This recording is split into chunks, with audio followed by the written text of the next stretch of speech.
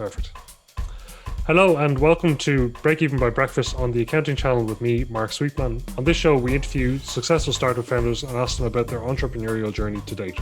My guest today is Matthew Coffey. He's the co-founder and CEO of Squid. Squid empowers retailers to deliver an engaging digital loyalty experience with real benefits for both business and consumer. I founded Squid back in February of 2019 with Katie Farrell, and basically myself and Katie met in college. We were both part of the same scholarship program, so we had to learn to basically work together through that. And then after that, that was in UCD, and then from there we went to we did an exchange abroad, basically to Berkeley. And then it was kind of over there that we decided that, there was just a lot of kind of tech going on in this space and whatnot. And we were thinking, it was sort of a classic sort of thing to ask is more kind of what will we, is there an opportunity to be had in anything that hasn't been done yet? And what we were just really surprised, I suppose, was that while there were literally kind of things like robots and stuff walking down the streets, they still were using these paper or plastic loyalty cards in every different retailer that we went into.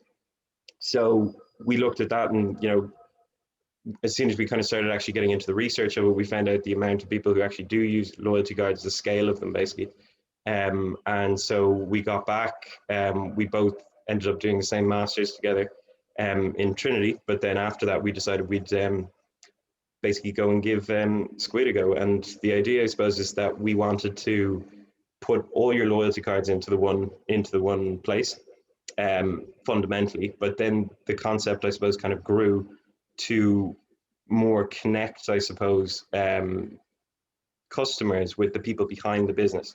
I mean, as soon as we started getting into it, the really interesting part I thought was seeing businesses in a new light when you actually start interacting with the people who own them, who set the business up and who run them. You do start, obviously just realizing that they are people and their ambition is for their business to succeed, and they genuinely want to be able to build a relationship with the people across the counter from them. But it's a very difficult thing to manage, I suppose. So Squid now is more aimed at building that relationship. So we're looking at basically, well, first and foremost, as I say, it's a loyalty platform.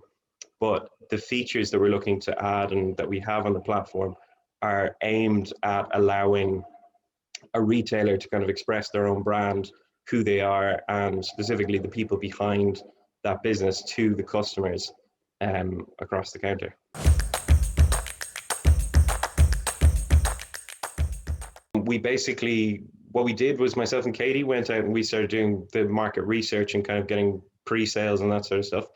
And while we were doing that, we had two really bright guys who came in just out of college as well, and they basically made the prototype version. So what we were really keen to have was that the system would be built with minimal hardware. So we wanted it so that it was really easy to install for a retailer. And what we came up with was we used what's called NFC technology. It's basically the same as like tap for your cards. And so all that a retailer needs basically is just a Squid tag, we call them, and it's like a little sticker.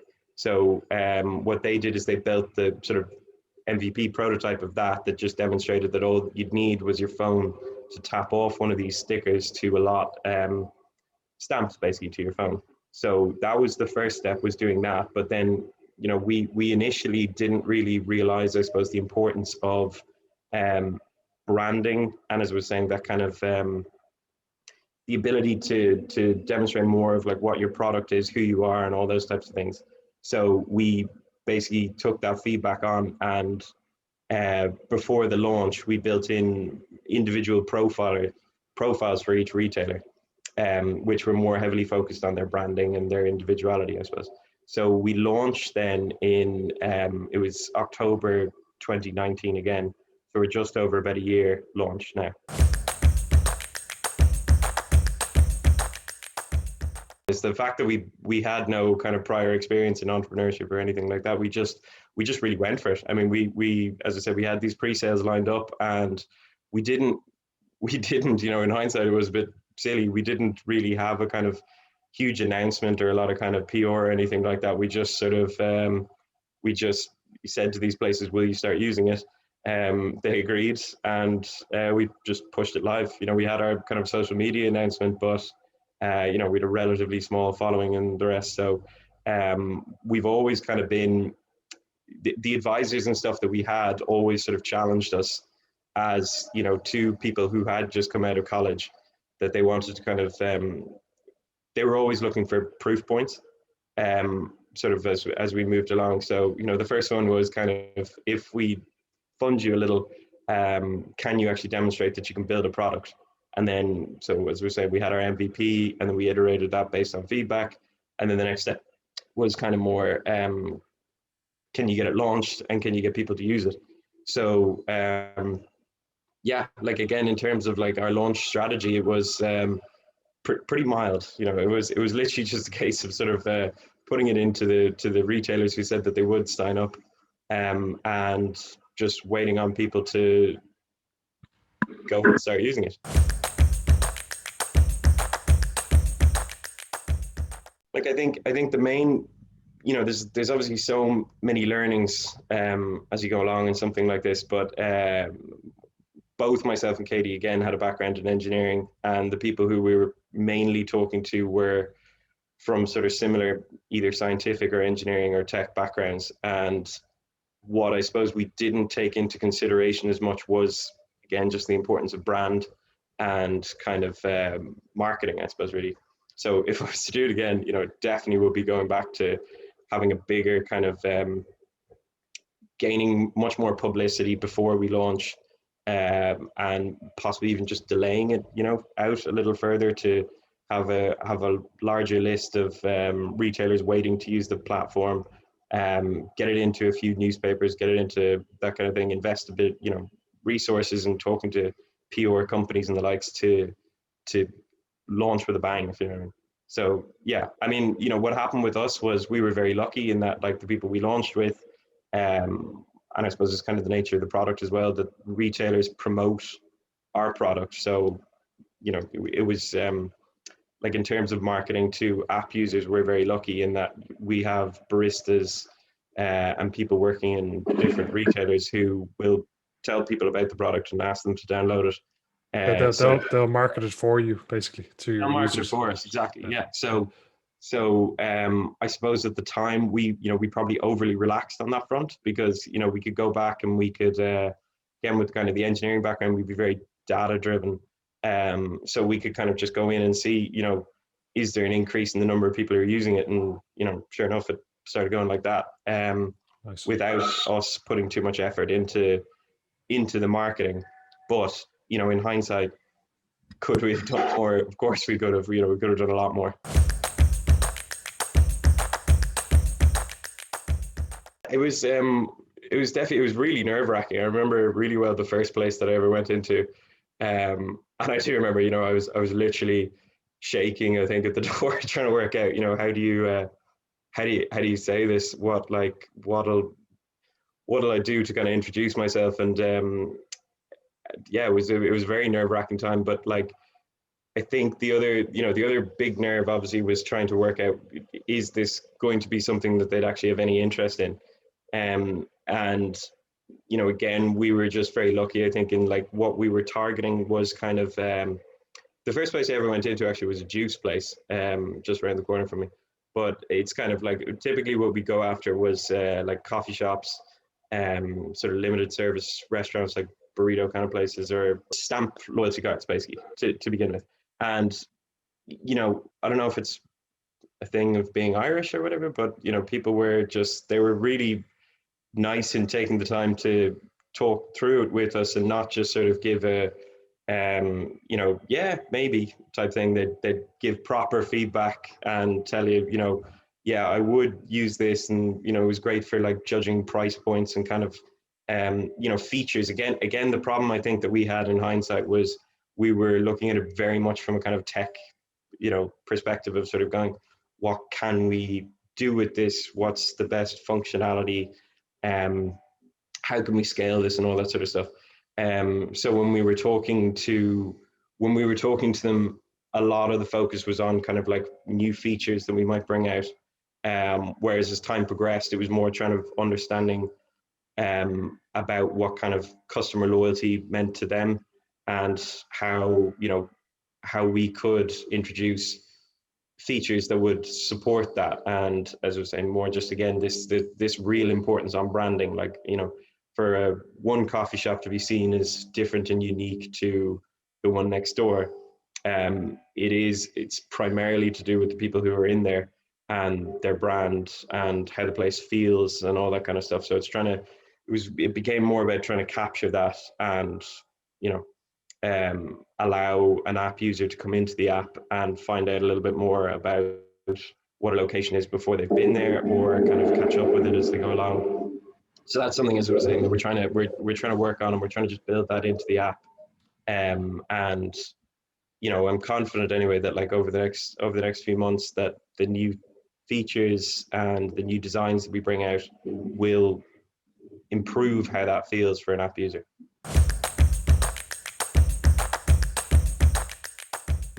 215 locations using it at the minute, mainly in Ireland, but we do have some set up as well in the UK, and we have some about to come live in Australia next.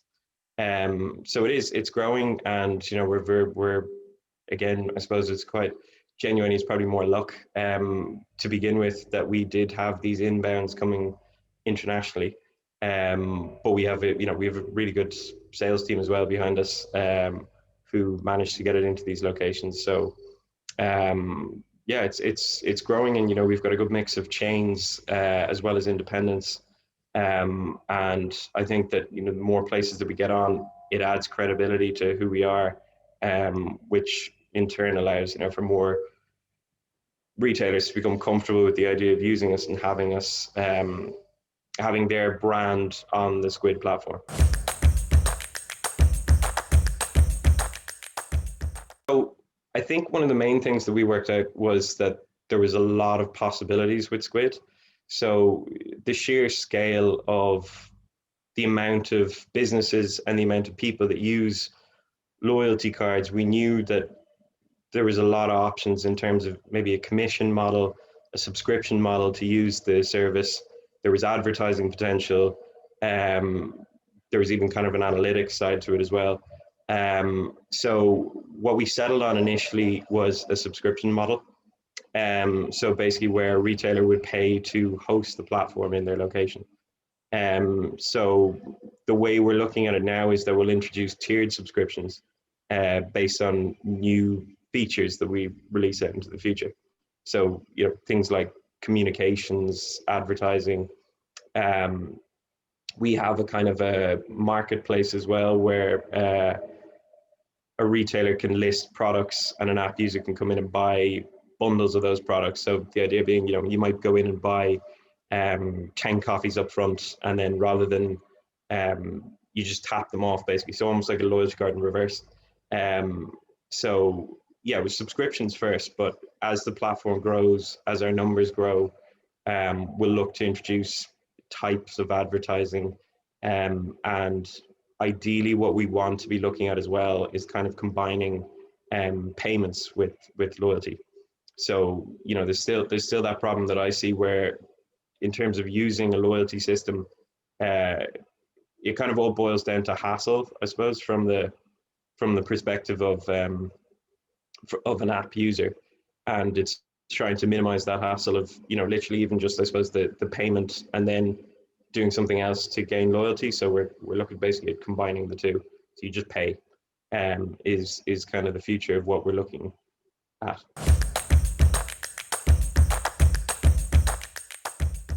Yeah, again, in terms of starting off, it was a lot to do with working with kind of mentors and advisors. So we, you know, in hindsight, that I think is the part that I wouldn't change anything about. Was like we were really grilled, I suppose, by these people who were giving us advice, and again, it was a lot to do with proof points. So how we kind of had it set up was that we pitch the idea and we kind of refine the idea more based on market researches and that kind of thing. But what the way it was set up for us was more kind of, okay, I'll give you a little bit of money in exchange for equity was the way, and then basically show to me that you are capable of doing X, Y, and Z. So I think that it was really good because it did focus us quite a lot in terms of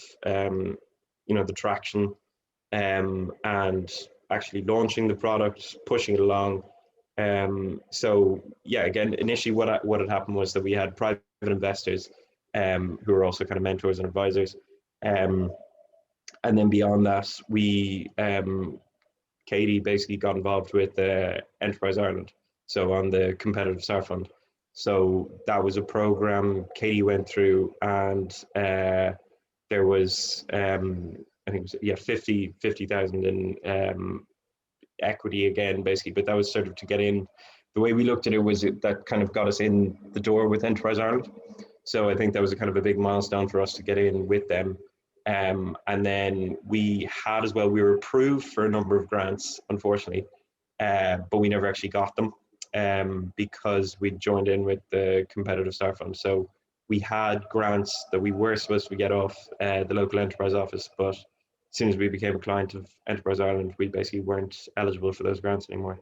I think the more people we talk to and stuff, it's apparent the amount that we left behind as well.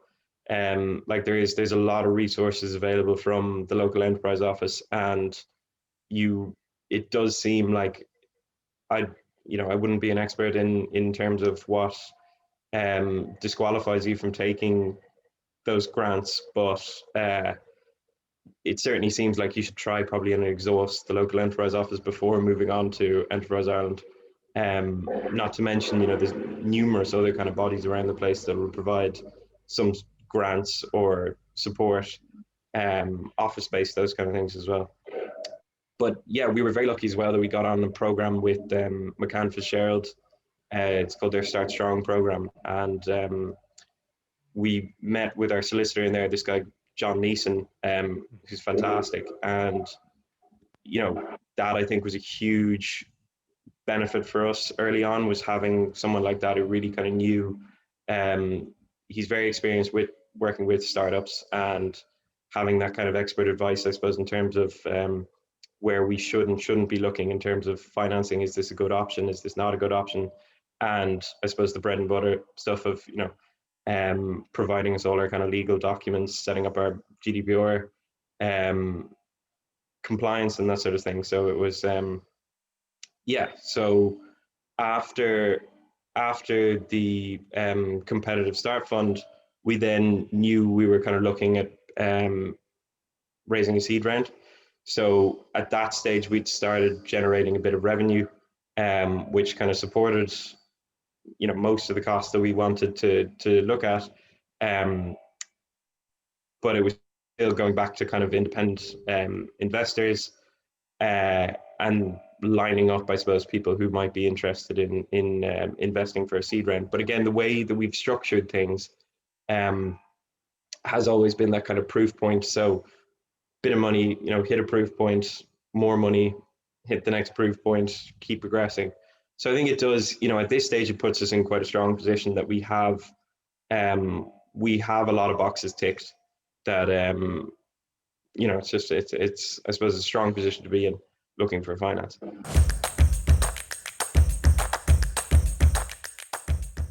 There's an enormous amount, to be honest. There's lots of different people we've talked to. And I think that, in terms of, we had a guy initially who was working with us, who is now working in Microsoft. So, he's a really brilliant developer, and he's definitely, someone we've got a bit of an eye on, trying to bring him back into the Squid setup. But then outside of that, I think a lot of what we're looking at is more sales and marketing. So it's trying to recruit people who've got similar experience and that kind of thing. So we kind of take a lot of advice of people who've worked in places like Pointy, Google.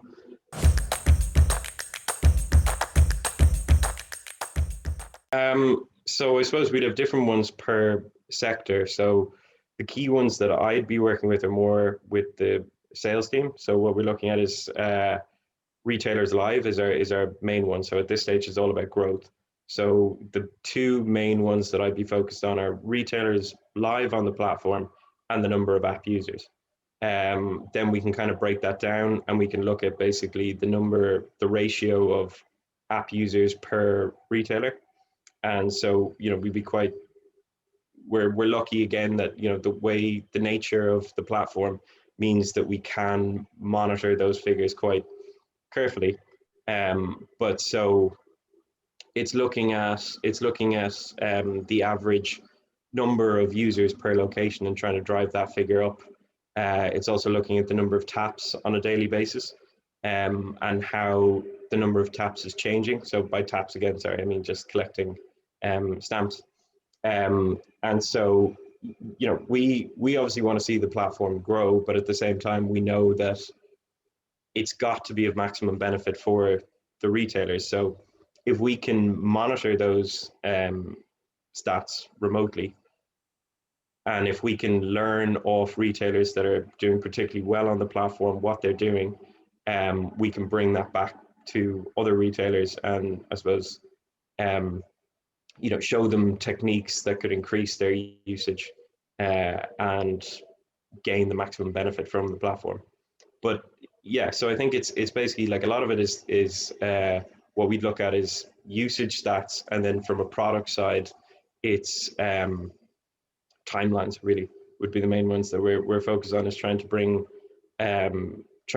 new features out or bug fixes as quick as possible. Providing obviously that they work.